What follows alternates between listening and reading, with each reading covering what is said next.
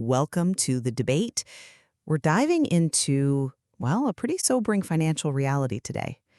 It seems the massive trillion-dollar wave of generative AI investment is hitting a wall, and frankly, the returns just aren't materializing for most. The financial scale has been, staggering. Amazon, Meta, Google, Microsoft alone poured about $344 billion into AI infrastructure just this year. That's contributing to over $1 trillion spent globally on hardware. And that scale of investment, it was built on this premise of, well, revolutionary widespread returns, wasn't it? It led directly to what Sam Altman himself kind of alluded to as a bubble, a kernel of truth surrounded by, frankly, excessive excitement. And now we have the hard data, and it seems to confirm the excess. It found that despite tens of billions in enterprise spending, specifically something like $30 to $40 billion, a really shocking 95% of organizations are seeing absolutely no measurable business return. That 95% failure rate, well, that's the core of our discussion today. That overwhelming figure, 95% failure, it really defines this Gen AI divide for enterprise solutions, doesn't it? It forces an immediate question. Exactly. So here is our core debate question for today. Is this failure rate an inevitable sign of a structural bubble burst? Something mandating immediate caution, cost mitigation, maybe a massive correction?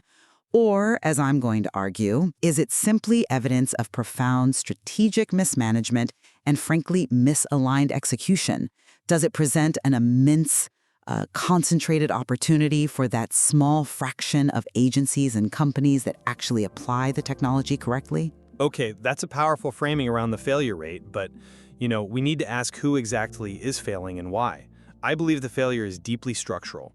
It's tied to inherent limitations in the underlying large language models, the LLMs, that simply cannot scale to enterprise needs, at least not yet. I think the investment level is basically unjustifiable given the technology's current instability. It forces us, I think, to completely reevaluate its readiness. I understand the instinct to blame the technology itself, but I really think that 95% number masks a key strategic misstep. The failure rate, I believe, is due almost entirely to trend chasing.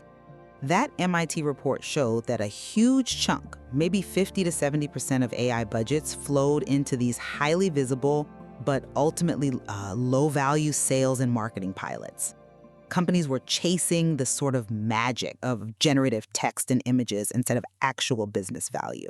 Right, and that symptom-chasing magic over execution, well, that's textbook bubble behavior, isn't it? It is, but the kernel of truth, the achievable opportunity, it's already evident in the 5% that did succeed. The real measurable successes are consistently found in the, let's call them boring areas, back office automation, finance, procurement. We're seeing metrics like BPO cost reductions, that's a business process outsourcing, your back office costs, of maybe $2 million to $10 million annually. Or, a 30% reduction in external agency spend when AI is correctly integrated into operational systems. This right now is the moment for strategic agencies to pivot, to focus tightly on these measurable returns and really lean into external partnerships. The data shows those partnerships succeed in nearly double the internal rate. We're talking 67% versus 33% for internal builds. Why? Because they bring the necessary mileage and implementation expertise that enterprises often lack internally. Okay, that's a compelling analysis of where the money is being misspent, I'll grant you that. But you simply cannot divorce poor strategy from the core technical weaknesses that, frankly, expose that strategy. I just don't buy that the investment in Gen AI is justifiable when the fundamental models are this brittle. For me, the core problem remains what they call the learning gap. And how do you see that learning gap manifesting in the enterprise context? Well, the data confirms it pretty clearly. Gen AI systems forget context, don't learn, and can't evolve. That's the core issue.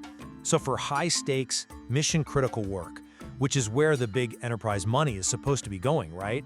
The lack of memory and persistence means that a staggering 90% of users still prefer humans. We are essentially building potentially unreliable enterprise solutions on fundamentally brittle, almost amnesiac models.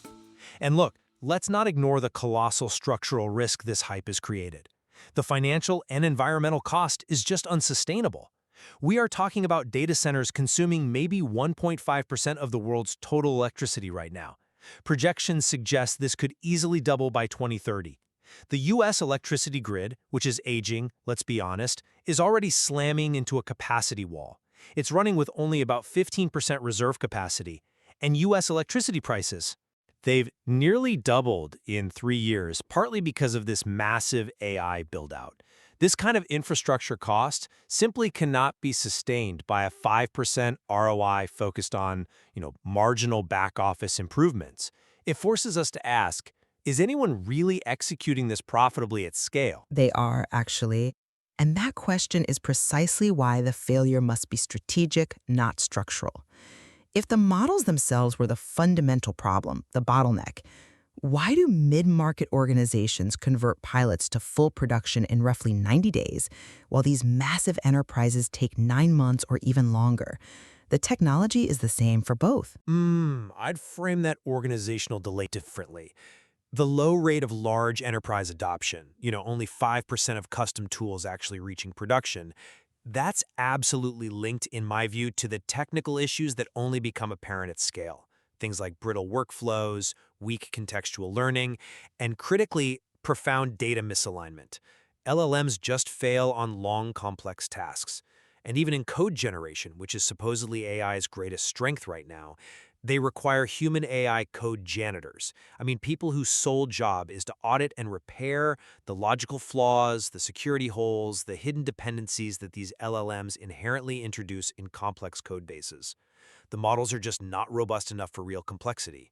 And, the increasing psychological fatigue from constantly having to check for hallucinations, that's crippling adoption too. That's a compelling point about the cognitive load, definitely. But I still believe the gap is fundamentally organizational and cultural. The technology doesn't fail on its own. It tends to amplify existing internal misalignment. Automating a flawed process, well, that just helps you do the wrong thing faster, doesn't it? The mid-market organizations succeed faster because they have an organizational agility that large, complex enterprises, often bogged down by internal politics and silos, simply lack. The external partners who succeed at twice the internal rate, they're succeeding because they bridge the learning gap in the organization. They teach them how to execute a strategy, not, fixing some fundamental flaw in the underlying transformer architecture. But organizations are struggling partly because the foundational platform keeps shifting underneath them. I seriously question the viability of building proprietary, defensible SaaS solutions when the whole ecosystem is fundamentally unstable. We've already seen companies like OpenAI, quietly break support for custom functions when they push out a new model update. How can you possibly scale a specialized agency offering when the technology core keeps spontaneously deleting or altering its functionality? That's precisely why the smart agencies will avoid generic vendor wrappers and these opaque tools that introduce that kind of instability. The strategy post-burst must be specialization. Specialization in high trust, high value, niche use cases where the value is easily confirmed, easily measured. And this leads directly, I think, to 3 scalable strategies we see emerging successfully right now. Okay, so what are those 3 scalable ideas? The ones that can survive a potential financial correction? All right. First, automated client onboarding and BPO reduction. This directly targets that back-office automation ROI we already identified. It's tangible. Second, building bubble-proof stacks. This means utilizing open source and customizable solutions that integrate deeply into core operational systems, specifically thinking ERP, enterprise resource planning, and CRM, customer relationship management systems, where the true ROI is usually found. Doing this gives you control and helps avoid the vendor risk you just mentioned. Okay, but that requires immense internal data cleaning and process standardization first, doesn't it? Which, let's face it, is the exact hurdle that stalls 95% of these projects in the first place. It is hard, absolutely. But that's the price of admission for getting into that 5% success bracket. It requires discipline. My third strategy is AI ethics and audit services. Agencies should focus on providing reliability and legal certainty. Look, enterprise legal teams are often paralyzed right now because they can't clarify the risk exposure from using these models. that creates massive liability exposure. So agencies that focus on human oversight, on auditing inputs and outputs, ensuring legal compliance for critical tasks, they will capture the high-trust market. They're selling certainty, not just magic promises. I see your point on certainty, but I think agencies should maybe advise more on managing the inevitable crash, which means focusing on risk reduction, perhaps, over chasing new revenue streams right now, given the increasing psychological fatigue we talked about checking for hallucinations and, the growing consumer preference in some areas for AI-free products, especially in high-stakes sectors. Maybe agencies should focus on helping clients carve out human-only loops for mission-critical tasks, things like final legal review or complex, empathetic customer service. Our focus perhaps should be on reducing client risk and cost rather than chasing marginal automation revenue based on technology that's still quite unstable. But this relentless focus on cost reduction through replacement inherently raises a deeper social issue, doesn't it? One we have to address: the impact on labor and the structural makeup of the workforce. Exactly. And agencies selling cost-cutting automation, they need to recognize the social cost involved. AI absolutely threatens that disappearing ladder for middle-income jobs, think paralegals, accountants, junior engineers. But it tends to protect high-status senior roles. And why? Because those senior roles involved high task variation, human interaction, and personal identifiability. Agencies, perhaps inadvertently, accelerate economic polarization by potentially eliminating the entry points and the middle rungs that workers use to gain experience and climb that ladder. I see why you frame it that way, but let me offer maybe a different perspective on the future value proposition. The technology is arguably accelerating us toward what some sociologists are starting to call the post-knowledge economy. Okay, what does that mean in practical terms? For an agency trying to sell an AI tool today or tomorrow? Well, it means when hard knowledge, facts, data becomes cheap and easily retrieved by an LLM, the value hierarchy in the labor market potentially flips. Hard skills, like what you know, become less important relatively speaking. What remains paramount, what becomes more valuable, are the soft skills: communication, social identity, creative application, personality, empathy. The 5% of winners, I believe, must focus on tools that augment these soft skills, leveraging what you might call the human premium. The technology is poised to shift the core business value proposition away from just raw, hard knowledge towards the creative, adaptive use of the tools, and importantly, the unique human interactions surrounding them. That, I think, is the ultimate specialization for the future agency. Ultimately, though, I have to maintain that the Gen AI divide is a stark warning. It suggests the core technology lacks the maturity needed for widespread, reliable enterprise deployment right now.